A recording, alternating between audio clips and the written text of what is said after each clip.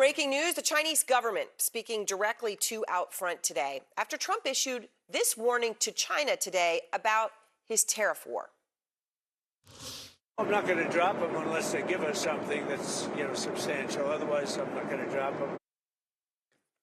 All right, the spokesman for the Chinese embassy had a long conversation with Outfront today and said, quote, since the U.S. initiated these unilateral tariffs, if it sincerely wishes to resolve the issues, it must completely abolish all unilateral tariffs on China.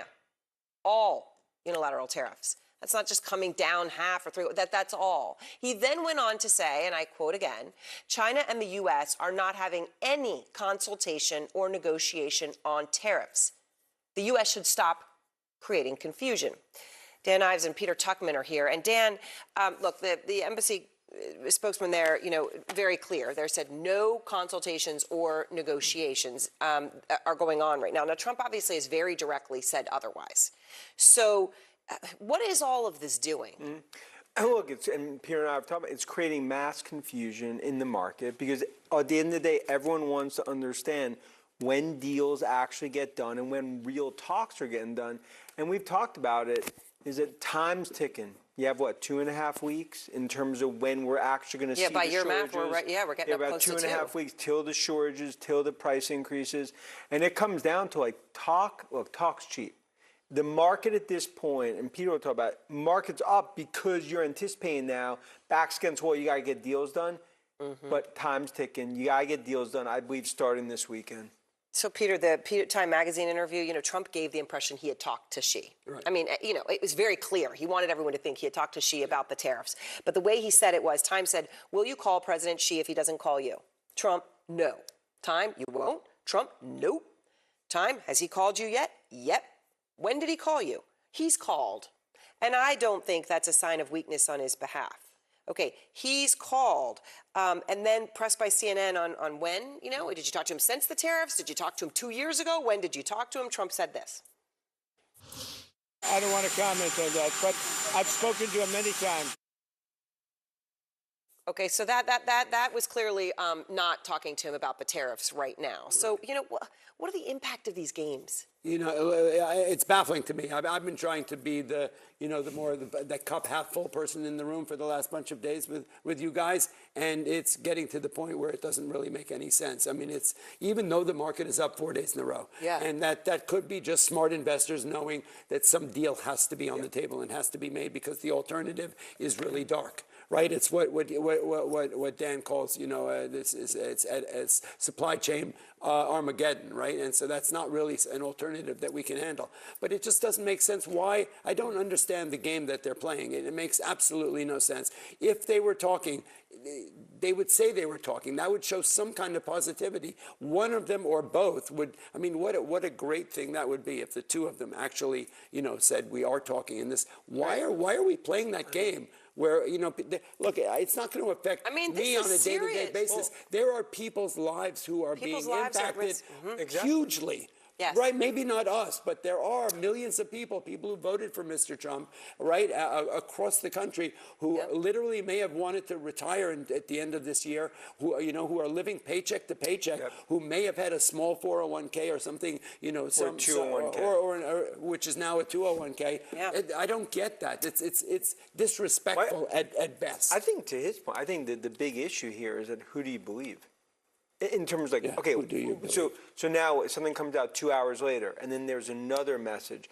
Market at this point, they're giving benefit of the doubt. That's why stocks are up this week. But going into next week, you need deals. Yeah. And of course, as you point out, I mean, you don't want to be in a position where you're saying, well, nobody trusts China, so we can be as untrustworthy as China on our word of what we say is happening. It's not the U.S. way. And then you're playing poker with yourself, too. Right, and that's what he's done so far. Okay, I want on the whiteboard, this is something you pointed out. Okay, it's something called blank shipping, right? All right, blank shipping. So I'm just going to draw a container ship. Blank sailing. I'm not going to put a sail on it because it's a big cargo ship. But you got a big cargo ship here, okay? Usually it's full of cargo on the top. Beginning of the year, these ships leaving Asia, 0% of them were skipping ports. They were going to every port. They were picking up what they had. Containers were full. Containers were full. 100%. Okay, now 40%. These are the numbers you're pointing to, Dan. As many as 40% of these ships, guess what? That's Okay, this is May's bypassing ports, schedule. and they do not Bypassing have- ports. So they're inventory is down 40%. and ships have to go when they have to go. You can't just sit around and wait. So they're going with just a few containers on them. Just these half-empty, who knows what, from 0% to 40. And just think about what it's going to look like over the next week, 2, 3 weeks, 4 weeks. And that's ultimately, that's why deals need to get done, because this is what business leaders from e-commerce, across every industry are basically saying, like, time's ticking, and guess what's going to happen? Shortages, massive price increases, and that's where, look, we just talked about, for the U.S. consumer hasn't seen it yet. No. It's come, look, remember, it goes back to, like, it's like being on a beach, and all of a sudden, like, you're in the ocean, there's no water. You're like, oh, this is crazy. I'm gonna run out and check it I'm gonna out. run out. You're like, no, it's because the tsunami's coming. So the point is that the reality is that he needs to get deals done. But because this question, Peter, that I'm trying to understand. With China, a deal doesn't just happen with a snap and a finger and a go. No. I mean, at least there would be nothing to indicate that that's how it's going to happen. But we're in a situation where if you look at the ships and you look at what's happening, right, that can be a blip only if you have an immediate sudden change afterwards. The logistics I'm working with a guy named Andrew Sopko, who runs a company called Batch. We've talked about how AI is coming into the logistics space around trucking in the United States, and how complicated that is, and how important it is that every little check, the trucks have to be full, they have to be on time, all of that works. Think about it, when you're only going at 40% inventory, that's going to start, so the ship lines are going to be losing money. Everybody is going to start losing money. You don't get your inventory, then I don't get mine. They don't get theirs. Then if it opens up back up, those are all late. And then you've even talked about, you're talking about even like Christmas. Think, like the point is the supply, that's what we're dealing with. And the retailers of small businesses, and we talk about the stuffed animal company, they're saying they put in their order for 80% of their sales, Christmas, by the end of May. Correct. Yeah. So that's normal. That is the lead time for this thing. And that's the lead time that's going to start affecting when it starts affecting food and all kinds of other, look, you saw that with Target and Walmart. Actually, the CEOs of a lot of the retailers went to the White House apparently to talk and say, this is real for us. And how do you price it? Because you don't know what you're pricing.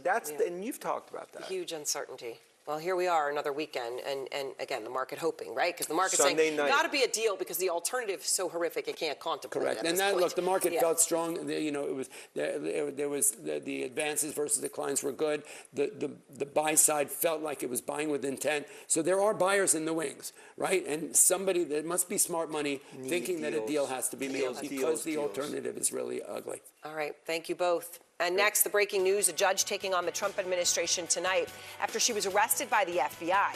So who is she and what is she accused of? Someone who knows her well is next. Plus, would Trump run as J.D. Vance's vice president as a way to get back in the White House? What a question. Well, we're asking it because guess what? He just talked about it.